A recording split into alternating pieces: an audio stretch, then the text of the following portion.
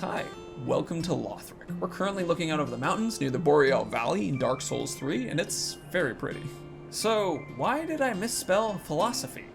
Well, I'm not creating a new word called philosophy, but I'm going to do my best to enunciate between philosophy and philosophy the best that I can. So, philosophy is a keyword on YouTube that is really well established about logic and the idea of asking questions. SciShow has videos in it. There's just stuff about philosophy that's really established for bigger channels. And the way that YouTube likes to rank videos is that they'll put up a video in response to a word. So if you said philosophy as the name of your video and someone types in philosophy into search, then it will bring up the video philosophy. Now if the person clicks on it and then immediately clicks away, that would be an indicator to YouTube that the person didn't really like the video. Maybe you didn't put anything about philosophy into the video, for example. So by doing this over a bazillion times, YouTube is able to use various indicators to find out that a video that's called philosophy is about philosophy. They also match the words that are being said because they pay attention to the audio. If you turn on the CC stuff, closed captions, you'll see that it's pretty close to what I'm saying right now. So why am I doing philosophy versus philosophy?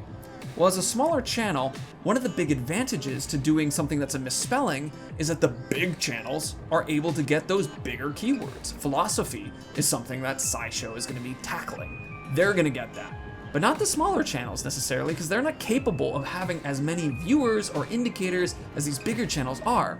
But these bigger channels aren't going to be going for philosophy because less people search for that word. Because it's not the right word, it's a misspelling. Aha, you see, there's the little trick, the little sneaky way in. You can find this word philosophy and then be able to be showing to people who are looking for philosophy, but it's not the exact right thing, thus YouTube's like, oh, this is a little different.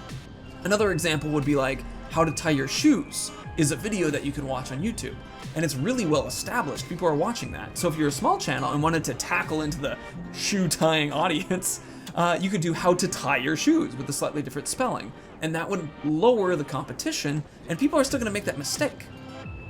But there is a distinction here that is pretty interesting that YouTube has to deal with. How to tie your shoes versus how to tie your shoes is all about the same general concept. Philosophy, this video, is not about the same concept. This is not a video specifically about philosophy. It's about the word philosophy. It's about the way YouTube looks at philosophy.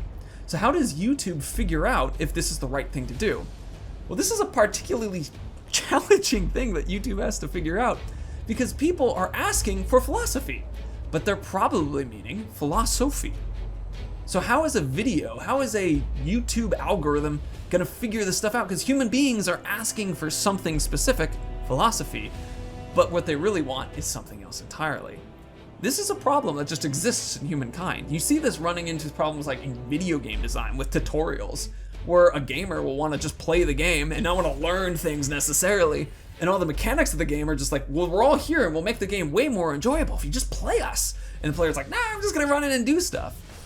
But eventually some players will be like, this game's too hard. I don't know how to do this.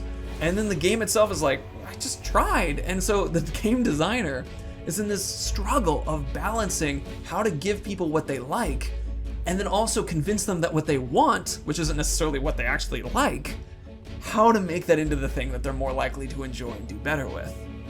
It's a really funny situation in Dark Souls behind me, which cleverly figured out a way where they do the bare minimum and basically correctly communicate to everyone being like, you gotta figure it out on your own, or talk to other people, go online or something, which to their credit, made a huge thriving online content creation area around Dark Souls, which is really good for marketing. So, humans don't really know what they want, but they kind of know what they like. And that's kind of the big problem. It reminds me of what I heard as a Jewish curse, was the first time I heard of it, which is, may your wishes all come true. Because the concept is that some people will wish for things that they don't actually like.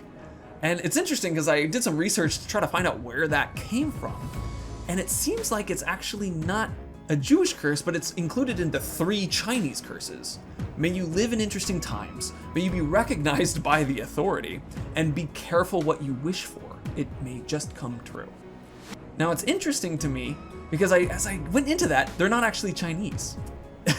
I'll include my links and the information where I got this from this, but the closest thing that exists to those was for the May You Live in Interesting Times one, which was I'm gonna read it to make sure I get it right. Better to be a dog in times of tranquility than a human in times of chaos. Kind of similar, but it's not exactly the same, right?